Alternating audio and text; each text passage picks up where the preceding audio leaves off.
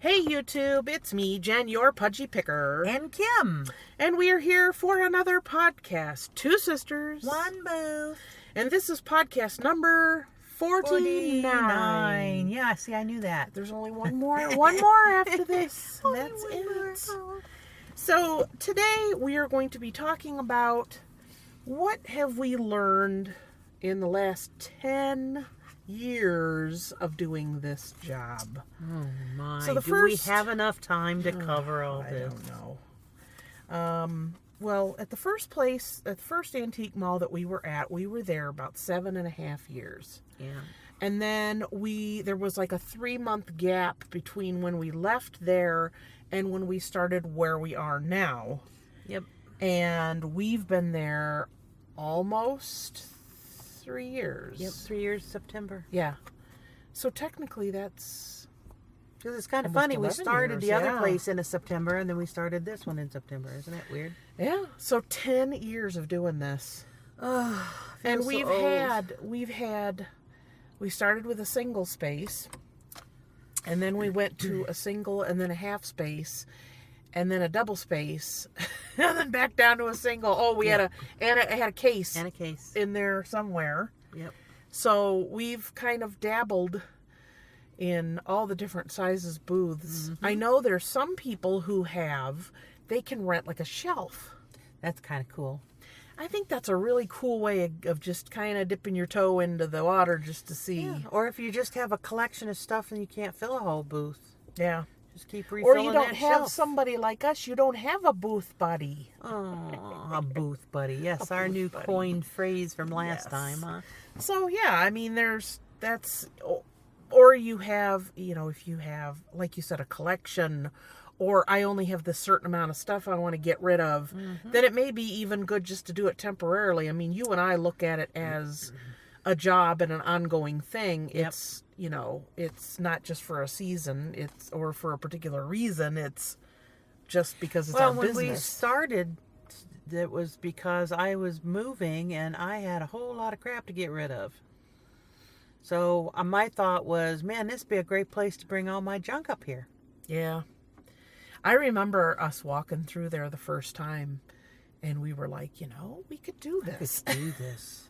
We could so By the do time this. we were done with that, I kept looking at you, and I had already made up my mind that I was pretty sure I wanted to give it a go, and was going to ask you if you wanted to go in with me. Really? And just like you always jump ahead of me, and Well, it has to be my idea. That's right. That's exactly what it is. Yeah, My idea. that's what it was. So then you're like, "I'm going to do this. Do you want to join me?" And I'm like, "Well, okay." Oh, so you're saying it was your idea. It was my idea. You just didn't know it. Oh, okay. I put that thought in your mind, and you didn't know it. You just kept whispering it, and I'm like, something keeps telling me we need to do this. So 10 years is a long time. Yeah. I think when I think of things that we've learned, us being in two different malls, I've learned that you can only have a mall 20 to 25 minutes from where you have another mall, and it's a total different ball game. Yep.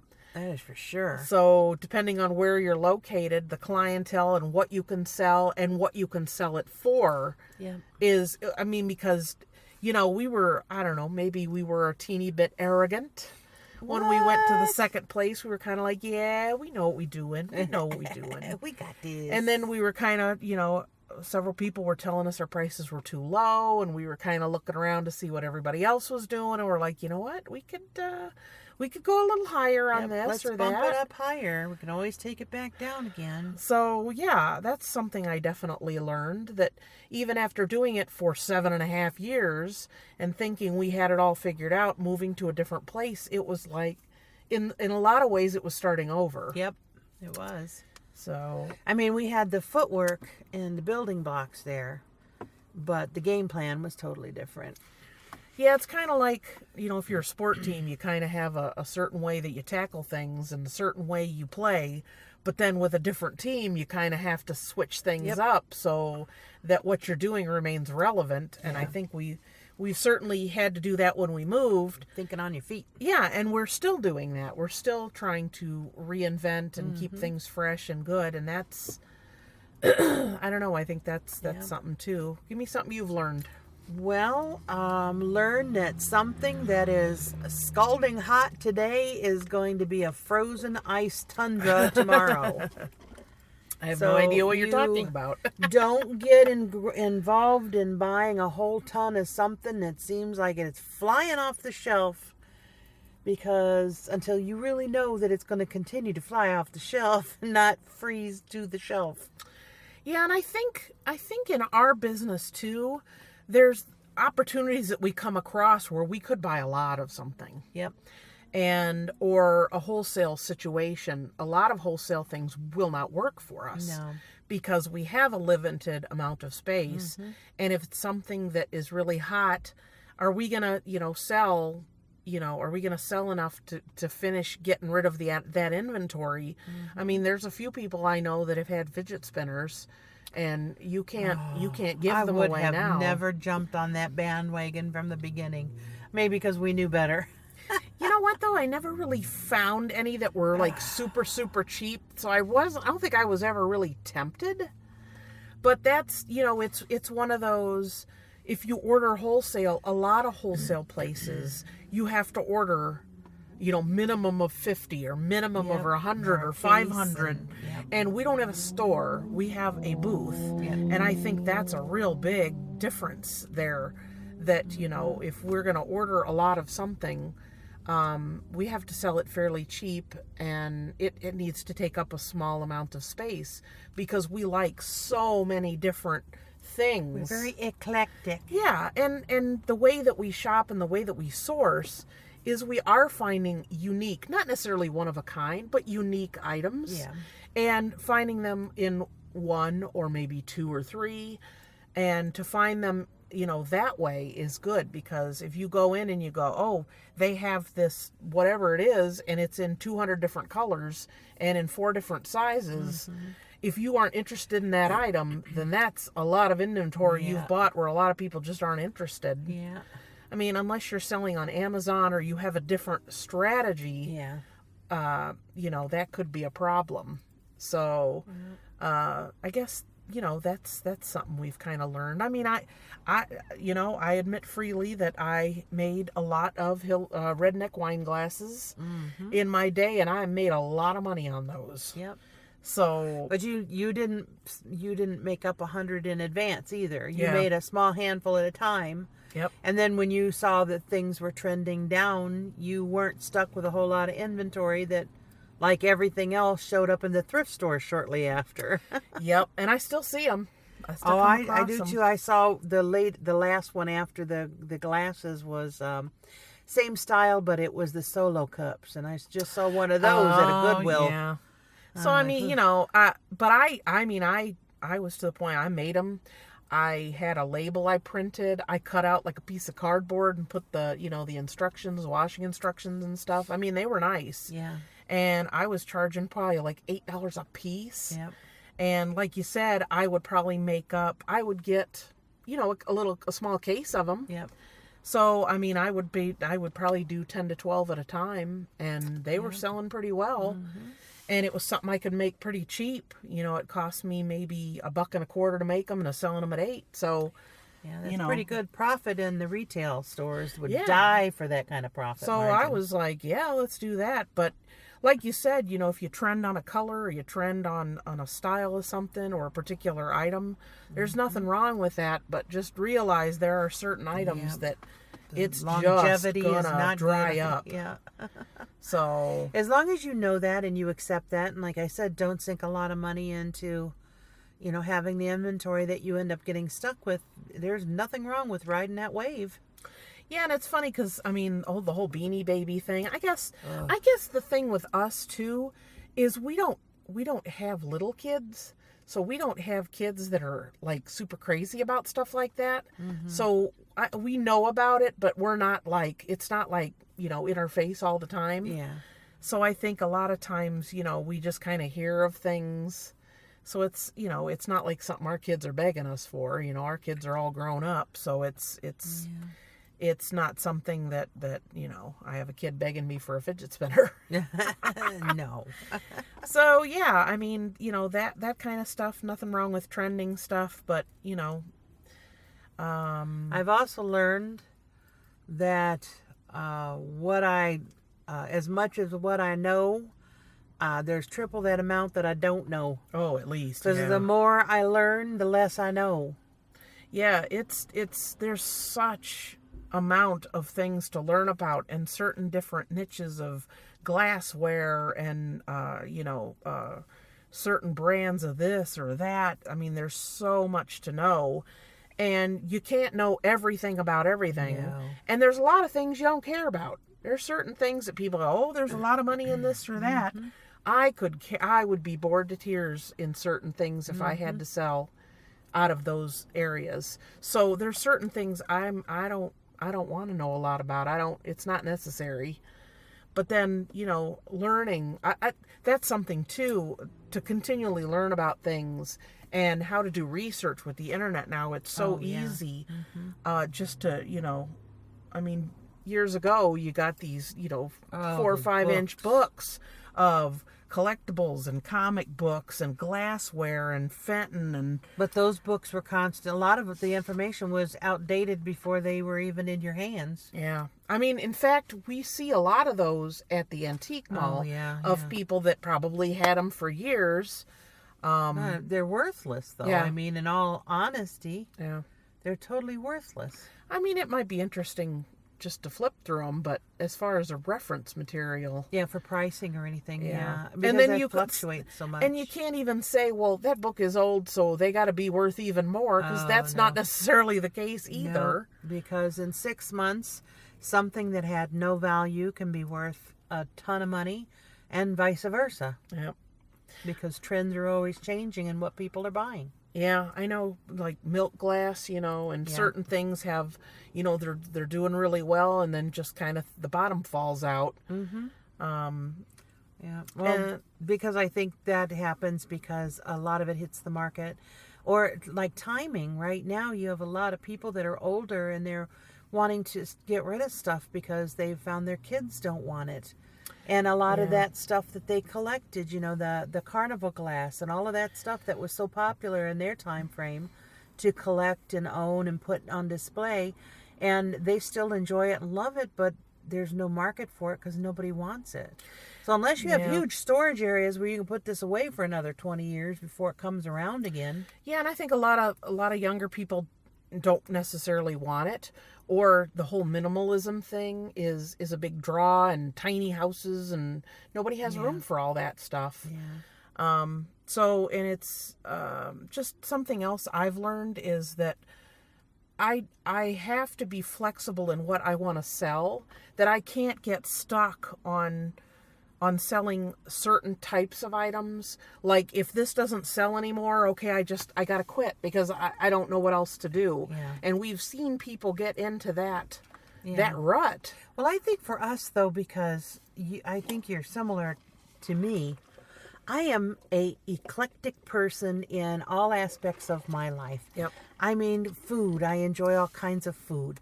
Furnishings, I love all different kinds of styles. I'm not stuck on just one thing. So things interest me because I'm so eclectic in my colors and designs and whatever, that it makes it easy to do this because I don't easily get stuck with one thing. Yeah, and I think too, to realize that so many people can be that way, that they really do like things. They may like different things or different, colors or different eras. And I guess too, with us, the malls that we've sold at have not been the kind that are like, you must have antiques, or you must have things that are that are this certain age. And so I think that's really helped us to realize that we can do a lot of different eras, and we can do a lot of different styles, because we have that flexibility. Because I don't know if I would want to have a booth if it was only, antiques or only, I think that would be very limiting to me as a person who and sources I was things. going to say, and for what we source, and it's different too if you have people that can source in large circumferences, large amount of miles. There's some people we talk to, and they'll travel hours to go to different areas to source. And I think that's wonderful, and it would be fun if we could, afford to or do that. But not everybody can. Yeah, you kind of have to go with on what's what around you. On what is just available the most around you. Yes. And it's even how I source and buy things is seasonal, in that things that I find at thrift stores can be very different than what I find at garage sales. Oh, yeah.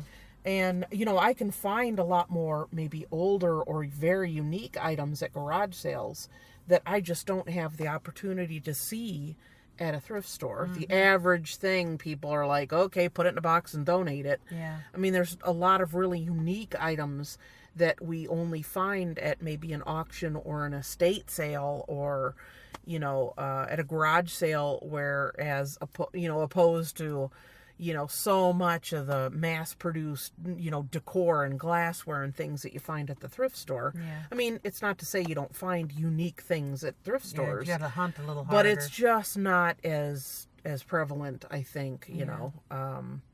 I mean, I don't know about you, but over the last probably 6 months, I've picked up a lot of things that I thought, oh, this could be worth something, and it's dollar store stuff. Yeah. I mean, things that have gotten past me, because, I'll go to thrift stores, but there's a lot, people say, oh, that's from the Target dollar spot. Well, I never ever, barely ever go to Target. Well, that's like, so I don't know. In the one podcast, that's why I'm saying you should take, we talked about going into stores and looking around stores you don't normally go into. Yeah.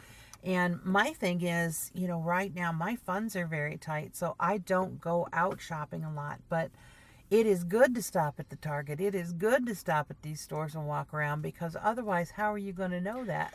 I actually went into a Target store about a week and a half ago, and I hadn't been in one, and I can't even tell you how long. I went in for one item, and I left with that one item and was still not happy with what I paid for that one item, because I walked around and I'm going, holy cow, look how much that is.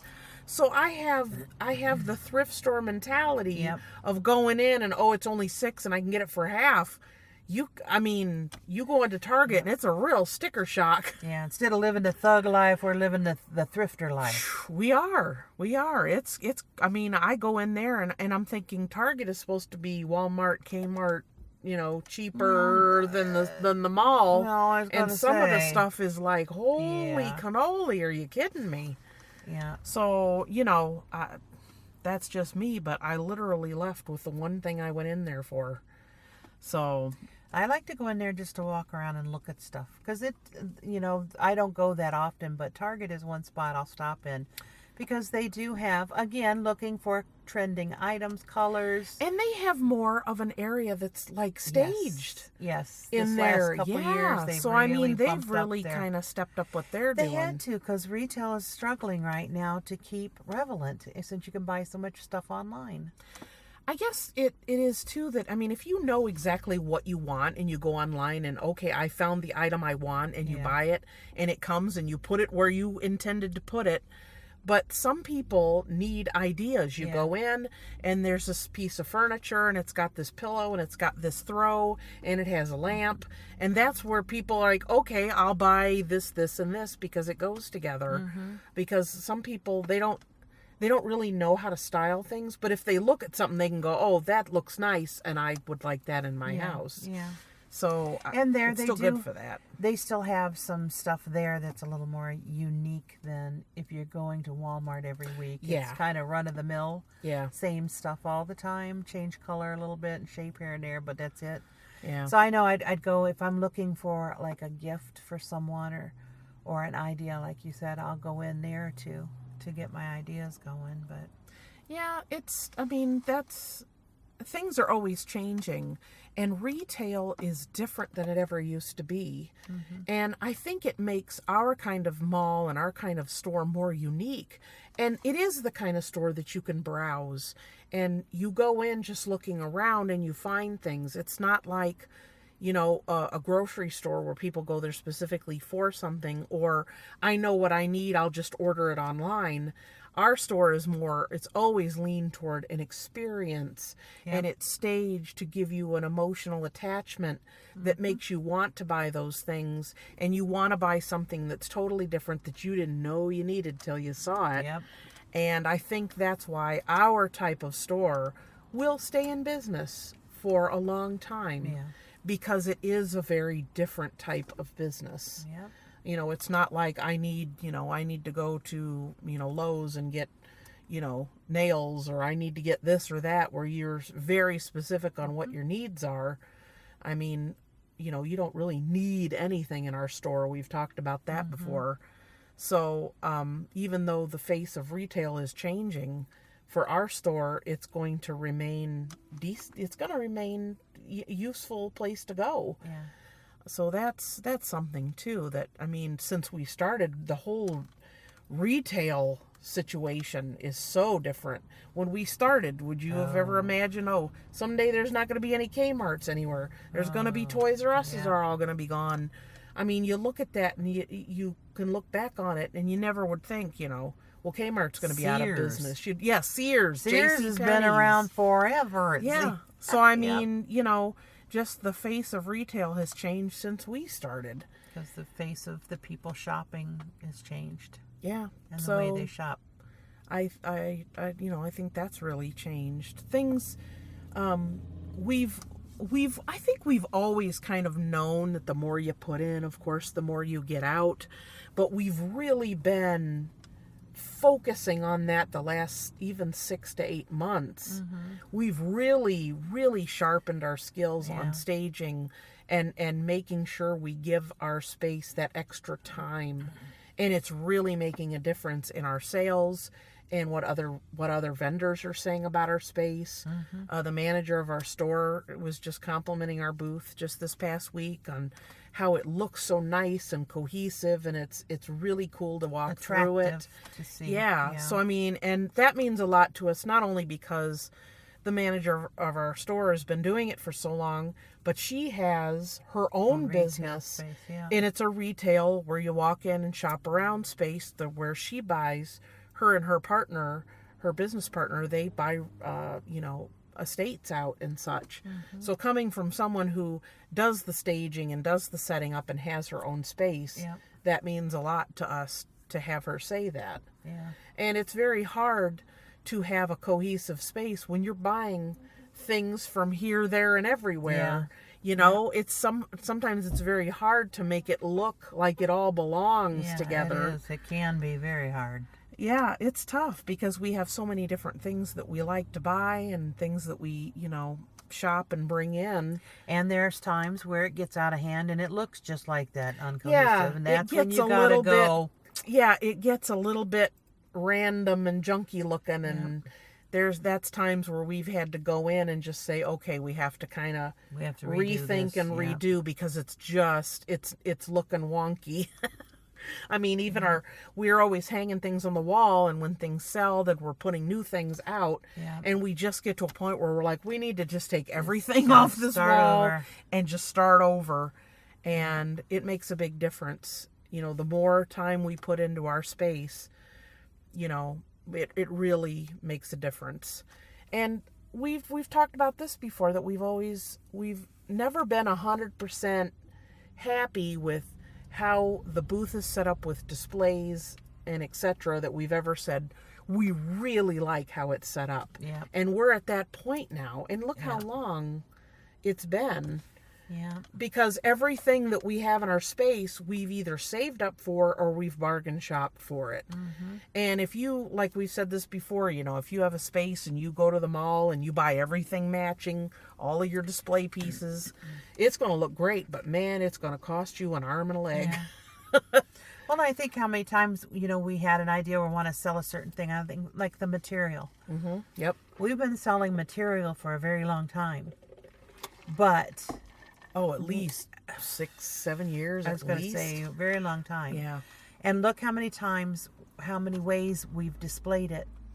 And was Yeah. never quite, well, that's going to work, but I'm just still not, we're still going to keep it because I'm not happy with it. Yep. Well, we get something else. Yeah, this is going to, it's working, but I'm still not happy with it. So, yeah, we're happy with that now. Yeah. And I think on the pieces, display pieces that we have bought, there's a few that we've invested a little bit of money in some of these, but we knew ultimately it was gonna be exactly what we wanted it to be. And with our display for the fabric, that's made a world of difference. Yeah. It looks nice. It really looks nice.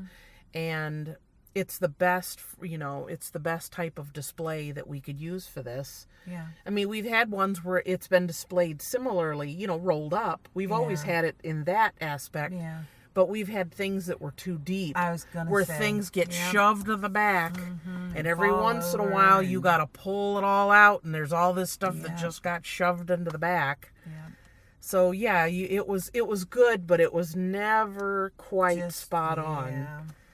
Yeah.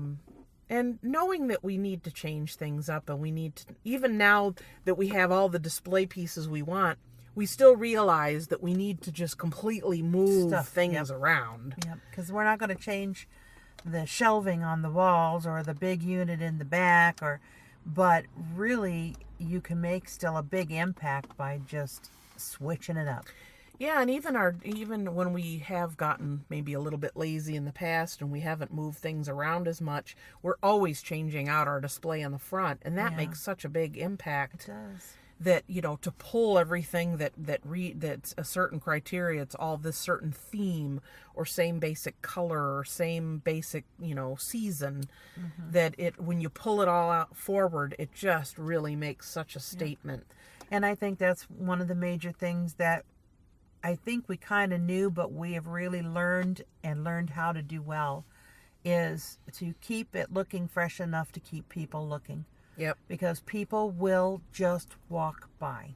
Yep. If they think they've seen that same thing before, or it's the same color that's the same, they're just going to keep on walking because it doesn't look like anything inside has changed. It's not worth their time. So, and you have to figure, I don't know what percentage I would guess off the top of my head, but I would say at least probably 60 to 70% of the people who are shopping there have shopped there before or shopped there regularly.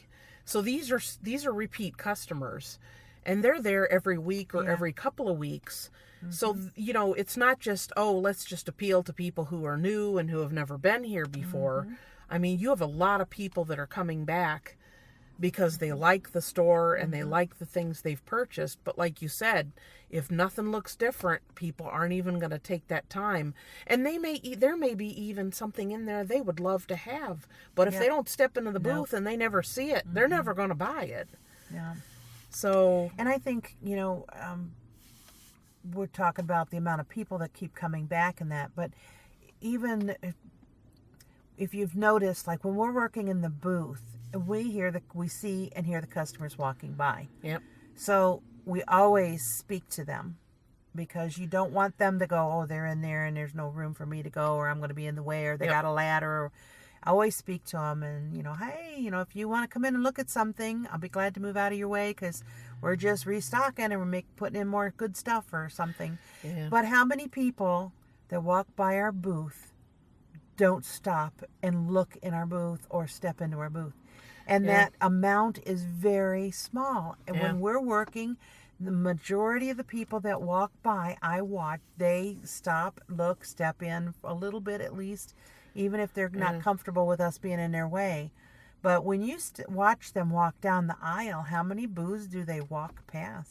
You can really learn a lot by observing your customers. And I think that's the advantage, that we have in working in the store, is that we're able to see how people shop. When people come in the door and they're kind of standing there looking around, if they've never been there before, how they tackle the store, how they look around, what path do they take. I mean, that's really important information. And at times, we're busy. We got a lot of things going on, and we have a work day come up. We're like, oh, I could think of things I could be doing at home. But really, that is really valuable information when people come in and they're just like, I got to come back when I have more time, or you're just getting that feedback. That if you're just coming in and putting your stuff in the booth and then leaving, and then coming in and paying your rent or picking up your check, you're missing a lot of that. Yeah, you need to learn your customers. You need something else that we've learned over time. You need to learn your customer base. Who are they? What are they looking at? What are they stopping and looking at, even if it's not in your booth? By taking the time, like you said, you want to get in and get your stuff put away and get done and move on. But by taking the time to watch the customers, watch what they look at, watch how they interact with are they standing on the outside just looking in? Are they going in? Are they touching things? You can learn a lot about the customers in the store by just watching how they shop. And even times that we've just walked around the store, we finished doing things in our booth, and we'll walk through to see if there's anything we're interested in. And we observe how people shop in other people's people's booths. And we've walked around, and not that we go around deciding, ooh, look at this. And but I mean, there's times where like, this is really an odd setup, or I wonder why they have this set here instead of there. So, I mean, we're constantly honing our skills by looking at everyone else's space too. And seeing how we shop their space. Yeah. I mean, we've learned a lot. See, another point. We've learned a lot by shopping and paying attention to how we shop. Yeah. Because, we're walking and I stop and I realize I just walked past 3 booths. I never stopped to look at them. I never walked in. Why? Why did I do that? What was it about that booth that made me walk by? So another thing to keep in mind is watch how you shop. Why did you stop and look at something? Why did you walk past it? Because we were out at the first antique mall for over 7 years, and there were booths we walked into maybe a handful of times. Yeah, if that. And, we're so used to looking at it as this is our space. We're going to set this here. We're going to price that. I mean, looking at it from the customer's point of view, that's important. Yeah. Because, we're looking at it as vendors, but we're selling to people who are customers, and we want to get their input. And there's even times where we've said to somebody, is there anything you're looking for in particular? Or if we see somebody buying our fabric, we're like, oh, we see you like our fabric. And then they'll talk about what projects they have, how many things they've bought. This is what I'm looking for future projects.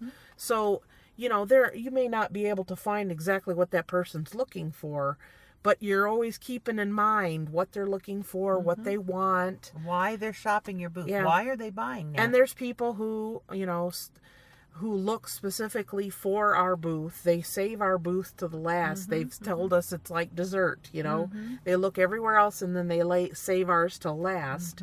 So, I mean, we have repeat customers. We have people that continue to come back to us. Yeah.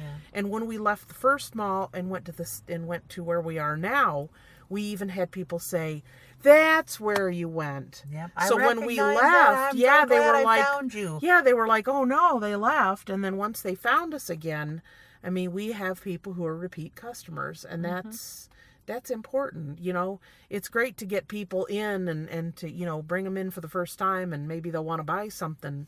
But in our business, it's the people who keep coming back again and again and again that we have to keep them interested in what we're doing. And that can be a challenge sometimes. Yeah, it can be. So, yeah, I think, we've really learned a lot, and we don't want to think that once we've learned something, that's the way it's going to stay. Oh, no. Because once you think you got it figured out, something's going to change. Yep. So, yeah, it is an ever changing. Certain things remain the same. Certain basic principles are the same, but a lot is fluctuating. And I don't know, I'm very happy with where we are now. I'm very happy with how the booth is set up now. I don't know. I'm very happy with how we have things, and it's taken us a long time to get there, to get to the point where we didn't feel give up. satisfied. Yeah, because I was going to say we didn't give up, because there's a lot of times where things were not quite right, and you're like, is this really worth it? Yeah. Is this really worth the effort here? Yeah. But And it's funny because I know a lot of people will make comments in the videos and say, "Oh, well, you should, with how you have it displayed, you should put that stuff up higher so people can see it better, or you should this or that." And we've learned that not every square inch in our space is going to be the best view or the best place. You have this array, and you have more prime real estate per se that's at eye level, or it's the first thing you see when you are in the aisle. And you have to realize that not every space is going to be the easiest to get to, the easiest to see. You can't see it from the aisle. You have to have people look up or look down. Yeah. If we just put where people could see stuff, we would wouldn't have very much in one there. shelf at eye level all the way around, Yeah. and that would be it. Yeah. So that's when we came to the point of knowing we have to continue to move things, because not everything can be in prime real estate all the time. Yeah. So, even that was an You're adjustment. going to have that dead space. Yeah. And you can't it's leave just it gonna empty. happen. Yeah, you can't leave something empty. No. But you can have items there, and then, well, they're not moving as fast. Yeah, Okay, let's move them somewhere The else. percentage of people actually seeing it, there's still going to be people that are going to look. Yeah. Because there's some people that go in and will scour every inch of something. Oh, yeah. So it's still going to be visible, it's still going to be seen, but not as well as in other locations. So you just have to, that's another reason you keep shifting stuff. Yeah, there are some people who just kind of glance from the aisleway, and there's other people that, I'll come up with my cart and start to pick things up to put in the booth, and somebody's got their rear end up in the air. They're, face first on the bottom shelf, digging around. So, it's the different styles of how people shop. Yeah. So, I think we have learned a lot over the years, and I think that we've really honed our skills, in what we pick. Yeah. We didn't give up too quickly. We were willing to not be a stick in the mud and say, well, this is what I have and this is the way I'm going to do it. And if they buy it, they buy it, but I'm not going to change for them. I can think of one person in particular right at this minute. Yep. Who has said, well, this is what I got. People aren't buying. Well, they are buying. They just may not necessarily be buying what you have offered for the past 15 years. You have to say, am I just wanting to sell what I know about or what I've known about forever? Or what I have stuck in a storage bin somewhere? Yeah, I bought this, big group of stuff. Now I got to sell it. And if nobody wants it, then I guess I'm just not going to sell anything. Then you need to find another selling venue, because it may be sellable somewhere else, but... Yeah. And you just have to be adaptable, and that's hard to do. For some people. Yeah. And I think the older I get, the more I fight against that tendency. No. Yes. Not you. Yes. And then once it's one of those, okay, I figured it all out. This is what sells best. No, it's going to change. Yep. And if you think it's never going to change, it can be very frustrating. Yep. Well, man, I bought all this stuff because it was selling like crazy. Now it's just sitting. What's going on? What's wrong? Why aren't people buying it? They're beautiful blue geese with rose-colored background things. Yeah, and a little white bow tie on them. Nobody buys that anymore. No more. And and if there is somebody buying it, they're a very small minority. But it's from that home group that would come to your house and sell stuff. Yeah. Yep. Which, are they still in business anymore, by the way? No. I don't know. I don't think so. I don't know. Not home like parties used to be all the rage, man. Yep. Yeah. Nobody's home long enough to have a party anymore. Yeah. They're all working to pay for their house that sits empty all day long. It's a big dog house. Yep, pretty much. So, being adaptable and being able to change and being able to say, well, this isn't working, I'm going to try something different. and Yep. going out of your comfort zone. Yep. Because I think our booth, I think when you look at it, it really does. It kinda You could match it up represents us, with yeah. us. It represents us, and you're always gonna be drawn to colors you like and styles you like and things that you find attractive. But there's times you have to look at something and think, I don't think that's very attractive, or it's kind of weird or Yeah. ugly, I but don't like that somebody shade of green. somebody might want it because everybody doesn't think like you, you know. So, you know, it is something that you have to be constantly changing. I don't know, I guess when we first started, I kind of thought, well, you know, I'll figure out what we're doing and we'll just run with it, and that's not the case. So I think that's the biggest thing that we've had to realize and said, well, this is definitely something different than what we thought. And like you said, we've never been one to, well, we're going to buy a whole storage unit and and sell it at our booth. That's not how with our type of space that would never fly.